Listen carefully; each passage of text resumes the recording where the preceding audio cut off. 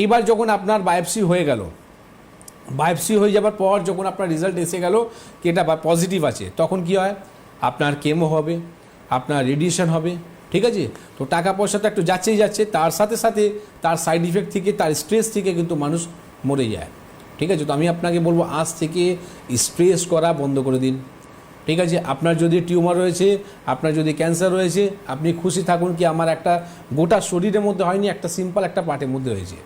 তার জন্য blood report আছে, আপনি পার্টিকুলার ক্যান্সার মার্কার কিছু রিপোর্ট আছে, ব্লাড রিপোর্ট, সেটা করেও আপনি জানতে পারবেন কি আমার আছে। আচ্ছা আমি একটা কথাই বলি, যদি আপনার বায়োপসি রিপোর্ট করে যদি আপনার পজিটিভ এসেই যায়, ঠিক আছে, বা আপনার নেগেটিভ হয়ে যায়, ট্রিটমেন্ট তো একটাই থাকবে। আজকে যদি পজিটিভ থাকে তাহলেও ট্রিটমেন্ট এক, নেগেটিভ থাকে তাহলেও ট্রিটমেন্ট এক।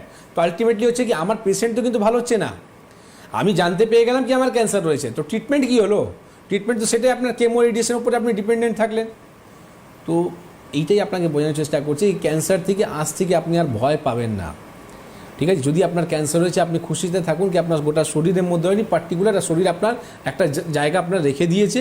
এইবার এখান থেকে আপনি এই টিউমারকে কী করে আপনি ট্রিটমেন্ট করবেন, সেটা আপনার ন্যাচারাল পদ্ধতিতে ট্রিটমেন্ট করে সেটাকে আপনি ভালো করতে পারেন। তো আজকে আমরা জানতে পেলাম কি ক্যান্সার কোনো ডিজিজ নয়।